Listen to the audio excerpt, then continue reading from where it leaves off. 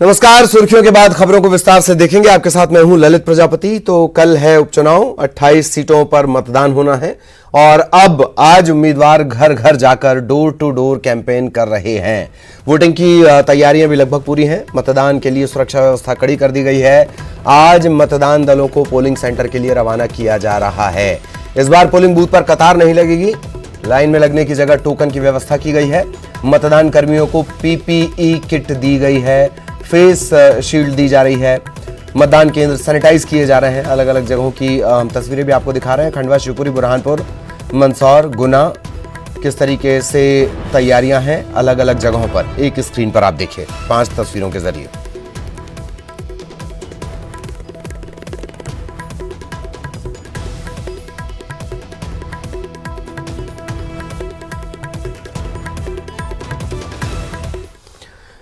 इधर ग्वालियर में भी मतदान की तैयारियां पूरी हो चुकी हैं। मतदान दलों को रवाना किया जा रहा है। कोरोना के चलते मतदान केंद्रों पर खास इंतजाम किए गए हैं। मतदान कर्मी पीपीई किट पहनकर रहेंगे, ग्लव्स उन्हें दिए जा रहे हैं। वोटिंग सेंटर सैनिटाइज करने के इंतजाम भी किए गए हैं।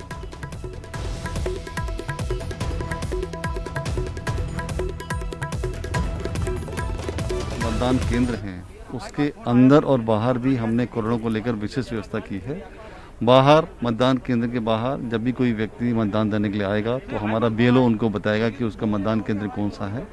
फिर उसके पश्चात हम लोगों ने आशा कार्यकर्ता को रखा गया है। आशा कार्यकर्ता उसका टेम्परेचर लेंगे, उनको मास्क बनाएंगे यदि मास्क नहीं पहना, और उनको सैनिटाइजेशन के माध्यम से हाथों को सैनिटाइज करेंगे। फिर जैसे ही हमारा कोई मतदाता अंदर जाता है तो उसको ग्लव्स प्रोवाइड किया जाता है। इसी प्रकार यदि कोई व्यक्ति संक्रमित है, पॉजिटिव है, तो उसको बताया गया है कि वो शाम को 5 से 6 बजे के बीच में मतदान डालने के लिए आए। इसके लिए पीपी किट हमने अपने सारे मतदान कर्मियों को दी गई है और मास्क के अलावा उनको फेस शील्ड भी दिया गया है ताकि उनका एक्स्ट्रा प्रोटेक्शन बना रहे। इधर मुरैना में भी कल होने वाले उपचुनाव के लिए मतदान दल आज रवाना हो गए हैं। जिले की 6 में से 5 सीटों पर, जौरा है, सुमावली है, मुरैना है, दिमनी है, अंबाह, यहां पर उपचुनाव होना है। कोविड-19 के चलते 3 विधानसभा के मतदान दल पॉलिटेक्निक कॉलेज से और 2 विधानसभा के दल केंद्रीय विद्यालय से रवाना कर दिए गए हैं। कुल 1726 मतदान केंद्र बनाए गए हैं। 8000 से ज्यादा सुरक्षाकर्मी लगाए गए हैं। इनमें 21 पैरामिलिट्री फोर्सेस की कंपनियां हैं। 674 संवेदनशील मतदान केंद्र हैं। इनमें से 543 अति संवेदनशील मतदान केंद्र हैं। 1726 मतदान केंद्र है हमारी 5 विधानसभाओं में। आप लोग जैसे पूर्व सालों में देखते आए होंगे कि सभी मतदान केंद्रों का, सभी विधानसभाओं का वितरण पॉलिटेक्निक कॉलेज से ही होता है। लेकिन इस बार कोविड को ध्यान में रखते हुए कि एक जगह पे बहुत ज़्यादा भीड़ ना हो, उसके लिए व्यवस्था की गई है कि 3 विधानसभाओं का वितरण हम पॉलिटेक्निक कॉलेज से कर रहे हैं और 2 विधानसभाओं का वितरण हम केंद्रीय विद्यालय से कर रहे हैं।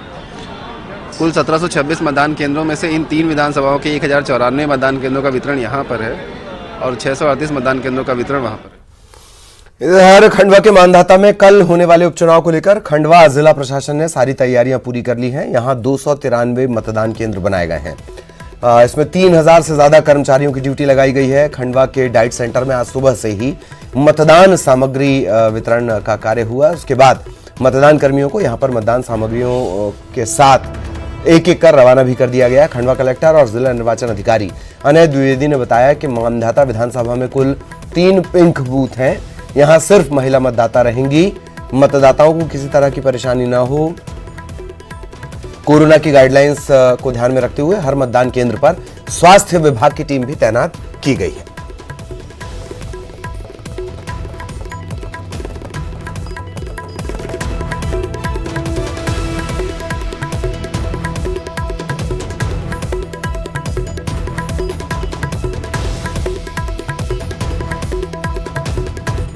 293 मतदान केंद्र हैं, उसमें से 72 मतदान केंद्र को क्रिटिकल घोषित किया गया है। क्रिटिकल उसको उनकी संवेदनशीलता को देखते हुए किया गया है। टोटल जो बल लगा है वो करीब 2 कंपनी सीएपीएफ, एसएएफ और डीएफ के साथ होमगार्ड और एसपीओ जिसमें कोटवा शामिल है, उनको मिला के करीब 1300 से अधिक का बल इसमें लगा है। ये बल मतदान केंद्रों पे लगा हुआ है, साथ साथ सेक्टर पुलिस मोबाइल्स में लगा हुआ है, एफएसटी एसएसटी में ड्यूटी कर रहा है और इसके साथ साथ कुछ क्विक रिएक्शन टीम्स भी बनी हुई है, उसमें भी एक मतदान दल ड्यूटी करेगा जो सुरक्षा कर्मी है। इसके साथ साथ हर थाना क्षेत्र में एक जीओ की भी ड्यूटी, गजेटेड ऑफिसर की भी ड्यूटी लगाई गई है, कहीं कोई आकस्मिक कोई ऐसा स्थिति उत्पन्न होती है तो वहां पे वो भी मौजूद होकर उसका निराकरण कर पाएंगे। और सहयोगी रंजना इस वक्त हमारे साथ जुड़ी हुई है, सीधा रंजना के पास आपको लिए चलेंगे।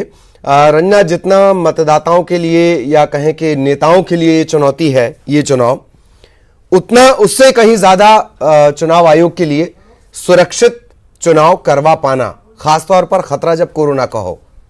रंजना जी ललित, बिल्कुल सही कहा आपने, क्योंकि जिस तरह से मध्य प्रदेश में 28 विधानसभा सीटों पर उपचुनाव हो रहा है और उपचुनाव को लेकर इस बार चुनाव आयोग ने गाइडलाइन जारी की है, यानी जब मतदाता अपने घर से मतदान करने के लिए पहुंचे तो वो पूरी तरह से निश्चिंत रहें, क्योंकि कोरोना संक्रमण काल के दौरान इस बार मतदान को लेकर थोड़ी सी व्यवस्थाओं में बदलाव रहेगा। मतदाता जब पोलिंग बूथ पर पहुंचेंगे तो इस बार सबसे अच्छी बात यह है कि उनको लाइन में नहीं लगना होगा, क्योंकि इस बार पोलिंग बूथ पर जो टोकन सिस्टम है उसकी व्यवस्था की गई, यानी मतदाताओं को टोकन दिया जाएगा और उसके बाद उनकी बारी आने पर ही वो मतदान करने के लिए अंदर पहुंचेंगे। हर मतदान केंद्र पर सैनिटाइजर की व्यवस्था की गई है, थर्मल स्क्रीनिंग की जाएगी। अगर किसी मतदाता का टेम्परेचर ज्यादा आता है तो उसके लिए मतदान करने की व्यवस्था सबसे आखिरी समय में, यानी कि जब शाम के 6 बजे जब आखिरी चरण में मतदान होगा उस वक्त उनको अंदर एंट्री दी जाएगी मतदान करने के लिए, ताकि अगर किसी भी तरह से कोई दिक्कत है, संक्रमण है, तो वो किसी दूसरे मतदान कर्मी और मतदाताओं तक ना फैले। और दूसरी बात, मतदान केंद्रों पर सैनिटाइजर की व्यवस्था होगी, मास्क दिया जाएगा, जो मतदाता है उनको हैंड ग्लव्स भी दिए जाएंगे और जो मतदान कर्मी है उनके लिए भी पीपी किट की व्यवस्था की गई, यानी सुरक्षा के तमाम इंतजाम किए गए हैं ताकि जो इस बार जो कोरोना गाइडलाइन है उसका अच्छे तरीके से पालन हो सके और शांतिपूर्ण तरीके से मतदान भी हो सके। और दूसरी बात यह भी है कि इस बार ना सिर्फ 18% मतदान केंद्र बढ़ाए गए हैं, बल्कि सुरक्षा कर्मियों की संख्या में भी इजाफा किया गया है और जो पोलिंग सेंटर्स पर इस बार मतदान कर्मियों को तैनात किया गया उनकी संख्या में भी करीब 20% का इजाफा किया गया, क्योंकि अगर किसी मतदान कर्मी को संक्रमण की शिकायत होती है, सर्दी खांसी जुकाम की शिकायत होती है, तो तुरंत उनकी जगह पर दूसरे मतदान कर्मियों को वहां पर तैनात किया जा सके। इसके लिए अतिरिक्त जो कर्मचारी हैं उनकी ड्यूटी भी वहां पर लगाई गई, यानी उनको रिजर्व में रखा गया है। और इस बार के जो उपचुनाव हो रहे हैं इसमें सबसे बड़ी बात यह है कि मतदाता जब मतदान करने के लिए पहुंचेंगे तो उनको भी इस बात का पूरे तरीके से विश्वास दिलाया गया है कि आपकी सुरक्षा का पूरा ध्यान रखा गया है, क्योंकि ये जो मतदान इस वक्त 28 विधानसभा सीटों पर हो रहा है ये कोरोना संक्रमण काल के दौरान हो रहा है। तो खास करके जो चुनाव आयोग है उन्होंने व्यवस्थाओं में खासे बदलाव इस बार किए हैं। ललित, खासे बदलाव किए गए। एक और जो बड़ी बात है रंजना के लाइन नहीं लगना है, आपको टोकन मिल जाएगा और उसके बाद फिर आपका जब नंबर आएगा।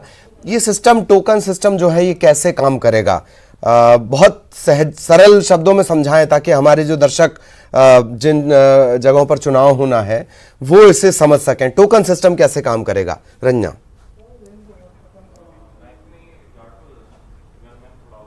जी बिल्कुल, जिस तरह से आदर्श मतदान केंद्र बनाए गए हैं वहां पर उनके बैठने की व्यवस्था की गई, यानी जैसे जैसे जो मतदाता हैं वो सेंटर्स पर पहुंचेंगे उनके लिए एक पर्ची दी जाएगी और उसमें उनका टोकन नंबर लिखा रहेगा और जब वो वेटिंग हॉल में बैठेंगे वहां पर एक स्क्रीन चलेगी और स्क्रीन पर उनका टोकन नंबर दिखाया जाएगा। उस टोकन नंबर के आते ही वहां पर जो मतदान कर्मी तैनात रहेंगे वो उनको गाइड करेंगे कि अब आपका टोकन नंबर आ गया है और अब आपको अंदर पोलिंग सेंटर्स पर मतदान करने के लिए पहुंचना है। ऐसे में ना तो लाइन रहेगी और टोकन नंबर पर जो भी नंबर मतदाताओं के लिए अंकित रहेगा उस नंबर को जो स्क्रीन है उस पर देखकर, ध्यान से देखकर ही अंदर जाना होगा, यानी सोशल डिस्टेंसिंग का तो पालन होगा ही होगा, साथ ही जो कतारें हैं उसमें भी निजात मिलेगी इस बार मतदाताओं को। यानी इस बार जब वो पोलिंग बूथ पर पहले पहुंचेंगे तो उनको टोकन नंबर वहां पर अंदर एंट्री करने के साथ ही दिया जाएगा और फिर स्क्रीन पर वो नंबर आएगा, यानी आसानी से अपना नंबर आने के बाद जो मतदाता हैं वो मतदान करने के लिए पोलिंग बूथ पर जा सकेंगे। जी जी, चलिए बहुत बहुत शुक्रिया आपका रंजना इस तमाम जानकारी के लिए। सहयोगी रंजना हमारे साथ जुड़ी हुई थी, किस तरीके से चुनाव होने हैं वो हमने आपको बता दिए। सुरक्षित मतदान के लिए तमाम चीजें की जा रही हैं। भोपाल से बड़ी खबर आपको बता दें, किसानों को सौगात देंगे सीएम शिवराज। उपचुनाव से एक दिन पहले ये सौगात मिलेगी। किसान कल्याण योजना की राशि का ट्रांसफर किया जाएगा। किसानों के खाते में 4,000 रुपए ट्रांसफर होंगे। उपचुनाव वाले जिलों को योजना का लाभ नहीं मिलेगा, बाकी जिले के किसानों को योजना की राशि ट्रांसफर की जाएगी। उपचुनाव के बाद 19 जिलों के किसानों को भी इसका लाभ दिया जाएगा। सहयोगी शरद इस वक्त हमारे साथ जुड़े हुए हैं। शरद, उपचुनाव वाले जिलों को छोड़कर बाकी जगहों पर राशि ट्रांसफर, शरद? हाँ बिल्कुल, देखिए आपने सही कहा है। आपको याद हो तो जब उपचुनाव का दौर चल रहा था, यानी कि तारीखों का ऐलान हुआ था, उससे ठीक पहले ही जो सम्मान निधि है, कल्याण निधि जिसको कह रहे हैं, वो 6,000 केंद्र सरकार की ओर से थी, 4,000 रुपए मध्य प्रदेश सरकार ने और बढ़ाई थी। तो वो आचार संहिता में और मुख्यमंत्री शिवराज सिंह चौहान के दौरे कार्यक्रम होने की वजह से ये कार्यक्रम ट्रांसफर का नहीं हो पाया था। यही वजह है कि अब कुछ किसानों का हुआ था। अब जबकि आज प्रचार का शोर थम गया है तो मुख्यमंत्री शिवराज सिंह चौहान फिर से इस योजना के तहत किसानों को जो राशि है वो ट्रांसफर करेंगे। जैसा कि आपने कहा भी कि अभी आचार संहिता प्रभावी है, लिहाजा जो 19 जिले हैं जहां पर चुनाव होने हैं वहां के जो किसान हैं उनको अभी इस राशि का फायदा नहीं दिया जाएगा, लेकिन बाकी के जो किसान हैं उनके खातों में 4,000 रुपए की राशि ट्रांसफर की जाएगी। मुख्यमंत्री ने ट्वीट करके ये जानकारी भी दी है कि जैसे ही चुनाव हो जाएंगे और आचार संहिता प्रभावी नहीं होगी तो फिर जो और बाकी जिलों के किसान हैं 19 जिलों को छोड़कर तो उन जिलों के किसानों को भी इसका फायदा दिया जाएगा। तो ये दरअसल एक ठीक चुनाव से एक दिन पहले ये राशि ट्रांसफर करना कहीं ना कहीं इसके राजनीतिक मायने भी निकाले जा रहे हैं। जी जी, राजनीतिक मायने निकाले जा रहे हैं जाहिर तौर पर। बहुत बहुत शुक्रिया शरद इस तमाम जानकारी के लिए। और मध्य प्रदेश में 28 सीटों के विधानसभा उपचुनाव के लिए प्रचार का शोर थम चुका है। आज उम्मीदवार घर घर जाकर अपने लिए समर्थन मांग रहे हैं, लेकिन इन सब के बीच मुख्यमंत्री शिवराज सिंह चौहान और पूर्व मुख्यमंत्री कमलनाथ के बीच वार पलटवार का दौर जारी है। पूर्व मुख्यमंत्री कमलनाथ और कांग्रेस पार्टी की तरफ से विधानसभा सीटों वाले इलाके में एक विज्ञापन जारी किया गया। इस विज्ञापन में कमलनाथ ने जनता से सवाल पूछते हुए लिखा कि मेरी कौन सी गलती थी। उन्होंने अपनी उपलब्धियां गिनाते हुए लिखा, क्या यह पाप है। कमलनाथ के सवाल का मुख्यमंत्री शिवराज सिंह चौहान ने ट्विटर के जरिए जवाब दिया। उन्होंने लिखा कि कमलनाथ जी, अपने वचनों को भूल जाना आपकी गलती थी। इतना ही नहीं, शिवराज ने यह भी लिखा कि कमलनाथ की नाकामियां पाप नहीं महापाप है।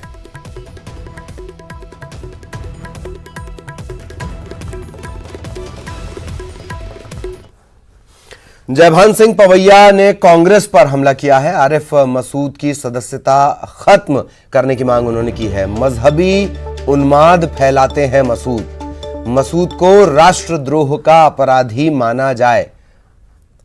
और मुनव्वर राणा, उनका भी बहिष्कार हो। फ्रांस के खिलाफ मसूद ने प्रदर्शन किया था। मुनव्वर राणा ने भी इसी तरीके का एक विवादित ट्वीट किया था। इसी को लेकर अब जयभान सिंह पवैया ने ये लिखा है।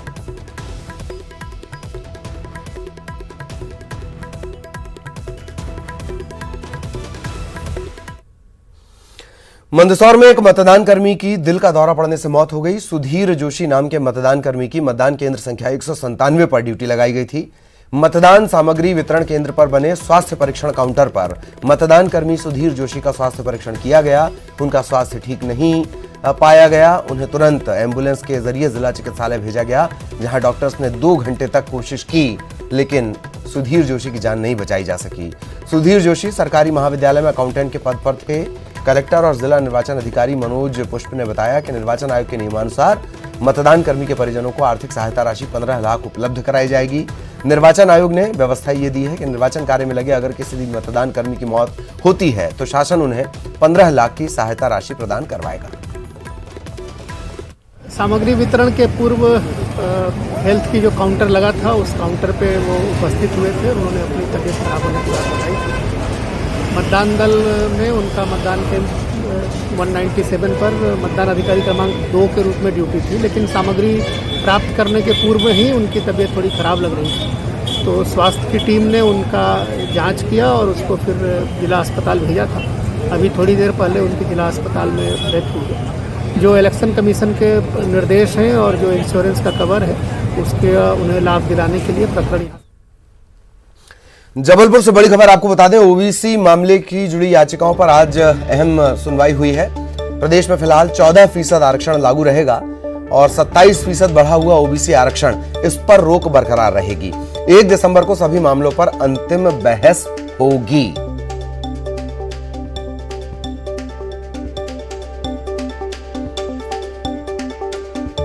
सहयोगी प्रतीक हमारे साथ जुड़े हुए हैं। प्रतीक, हालांकि 1 दिसंबर की बात कही जा रही है फाइनल हियरिंग के लिए, आज क्या कुछ खास रहा? जी देखिए, बेशक लड़ते हैं, लेकिन सभी की नजरें इस महत्वपूर्ण मामले पे जुड़ी हुई हैं, क्योंकि करीब दर्जन भर याचिकाएं जो हैं वो इस मामले पे लगी हैं। प्रदेश में जो बढ़ा हुआ ओबीसी आरक्षण था, जो कि कमलनाथ सरकार ने लागू किया था, उसे हाईकोर्ट में चैलेंज किया गया और मार्च 2019 से लगातार जो है इस पर रोक चल रही है। आए दिन नई नई दलीलें भी पेश की जा रही है। सरकार ने पिछली सुनवाई में आबादी के हिसाब से आरक्षण देने की बात कही थी, लेकिन तमाम याचिकाओं पर अब 1 दिसंबर को अंतिम बहस की तारीख मुकर्रर हो गई है। यानी पूरे मामलों पर 1 दिसंबर को अब अंतिम बहस होगी, जिसके बाद हाईकोर्ट इस मामले में महत्वपूर्ण फैसला दे सकता है। चलिए, बहुत बहुत शुक्रिया प्रतीक इस तमाम जानकारी के लिए। 1 दिसंबर को सभी मामलों में अंतिम बहस है। रोक अभी बरकरार रहेगी, 27% आरक्षण फिलहाल नहीं। ब्रेक के बाद खबर सतना से। सतना जिले की स्वास्थ्य व्यवस्था की जमीनी हकीकत एक बार फिर सामने आई। मानवता को शर्मसार करने वाली तस्वीर कोठी सामुदायिक स्वास्थ्य केंद्र की है। यहां पीड़ित संजू पत्नी को प्रसव पीड़ा होने पर वाहन भेजने की गुहार करने लगा। अस्पताल में न डॉक्टर मिले, न नर्स, और 108 एम्बुलेंस चालक ने कंट्रोल रूम में फोन लगाकर वाहन बुक करने की दलील देकर पल्ला झाड़ दिया। संजू के पास मोबाइल ही नहीं था। उसने लोगों से फोन लगाने की मिन्नत की, लेकिन जब मदद नहीं मिली तो वो घर लौट आया। घर पर पत्नी का प्रसव हुआ, लेकिन नवजात की हालत बिगड़ने लगी। आनन फानन में संजू नवजात को कचरा ढोने वाले रिक्शे पर लेकर अस्पताल पहुंचा। तब तक देर हो चुकी थी। अब इस मामले में अस्पताल प्रबंधन कुछ भी बोलने को तैयार नहीं। डिलीवरी के लिए आए थे सुबह, गाड़ी वाहन के लिए। अपने पास मोबाइल की व्यवस्था नहीं थी। 1-2 आदमी को बोला कि फ़ोन नहीं लगाए हैं। इसके बाद एम्बुलेंस वाला ड्राइवर खुद के मिला, उनको हमने बोले तो बोले कि 108 को फ़ोन लगाइए। अब 108 के लिए मोबाइल चाहिए, मोबाइल नहीं। जो अगर आप खुद के मिल गए हो तो उसमें 108 की लगाने की क्या ज़रूरत है। फिर आप कहाँ गए हो? फिर हॉस्पिटल आए, हॉस्पिटल देखे तो है ही नहीं रहे। फिर एक वहाँ कर्मचारी रहते हैं, उनसे बोले तो डॉक्टर को भेजाए। डॉक्टर बोल दिए मैडम को। अब हमको मैडम को पता नहीं था कि ऊपर है कि नीचे। हमने वहाँ ही नीचे देखा सुना तो परेशानी में रहे। इसके बाद आदमी फिर घर चले गए वापस लाने के लिए, तो फिर रक्षा की व्यवस्था बनी, रक्षा में ले आई। आज सुबह दमोह देहात थाना इलाके के सागर नाका और जबलपुर नाका चौकी इलाके में 2 सड़क हादसे में 3 लोगों की जान चली गई। 6 से ज्यादा लोग जख्मी भी हुए हैं। पहली दुर्घटना सागर नाका चौकी इलाके के सरखेड़ी के पास हुई, जहां ओमनी कार और पिकअप में जोरदार भिड़ंत हो गई। इस दुर्घटना में दोनों वाहनों के ड्राइवर की मौके पर मौत हो गई। वहीं ओमनी कार में बैठे 2 लोग गंभीर रूप से घायल हो गए। दूसरी दुर्घटना देहात थाना इलाके के तमन्ना के पास हुई है, जहां कार बेकाबू होकर पेड़ से टकरा गई। इस दुर्घटना में कार सवार 4 लोगों में से चालक की, ड्राइवर की मौत हो गई है। 3 लोग गंभीर रूप से घायल हैं।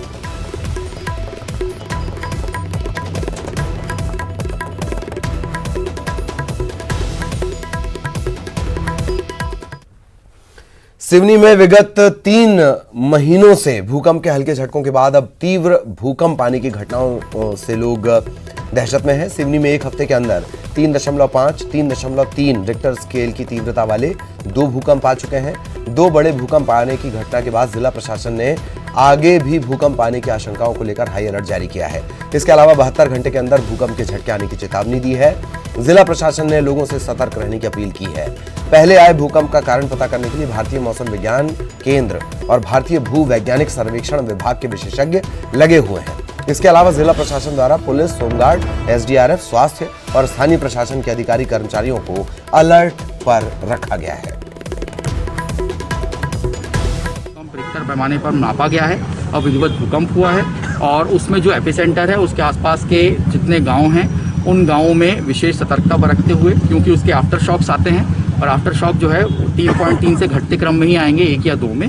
तो उसमें नागरिकों से जिनके मकान मजबूत हैं, पक्के हैं, वे भी सतर्क रहें, और जिनके कच्चे मकान हैं और पूर्व के कोई क्षतिग्रस्त हैं उनका भी हम सर्वे करा रहे हैं, ताकि उनको अस्थायी रूप से, वैकल्पिक रूप से अगले 1-2 दिन के लिए किसी और जगह पे सुरक्षित रूप से रखा जा सके।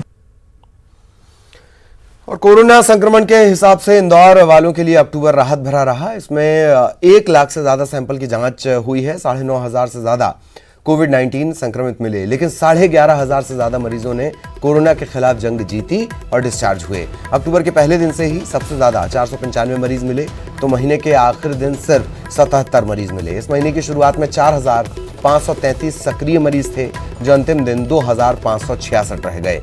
अब कोरोना मरीजों की संख्या 100 से नीचे है। तो राहत भरा रहा अक्टूबर इंदौर के लिहाज से। वो इंदौर जो कभी पूरे देश के मोस्ट सेंसिटिव कोविड-19 एक्टिव केसेस में था, लेकिन अब वहां स्थिति सुधरी है। अक्टूबर राहत भरा रहा। 1 लाख से ज्यादा सैंपल की जांच हुई है इस पूरे महीने में। 9,500 से ज्यादा कोविड-19 मिले हैं, लेकिन 11,500 से ज्यादा मरीजों ने कोरोना के खिलाफ जंग जीती है, डिस्चार्ज हुए हैं। अक्टूबर के पहले ही दिन सबसे ज्यादा 495 मरीज मिले और आखिरी दिन 77 मरीज मिले। इस महीने की शुरुआत में 4,533 एक्टिव मरीज सक्रिय केसेस थे, जो अंतिम दिन 2,566 तक पहुंच गए। और इंदौर में अगर आप दीपावली की खरीदारी करना जाना चाहते हैं तो 8 दिन पहले ही कर लें। ट्रैफिक पुलिस इंदौर के मुख्य बाजार में दीपावली से 8 दिन पहले ही नो एंट्री की तैयारी कर ली है। त्योहार के समय बाजार में जाम की स्थिति से निपटने के लिए कपड़ा मार्केट, सराफा मार्केट, बर्तन बाजार, राजबाड़ा, इससे ट्रैफिक पुलिस ने पूरे तरीके से नो एंट्री जोन घोषित करने जा रही है। पुलिस दीपावली के 8 दिन पहले आमजन की सहूलियत को देखते हुए शहर के कुछ प्रमुख बाजारों को वाहनों के लिए पूरी तरह से बंद करने का फैसला लिया गया है।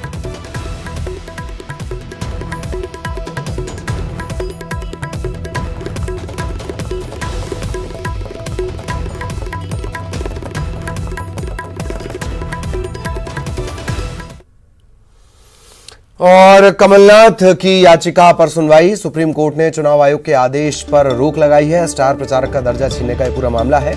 आयोग ने शुक्रवार को कमलनाथ के खिलाफ ये एक्शन लिया था।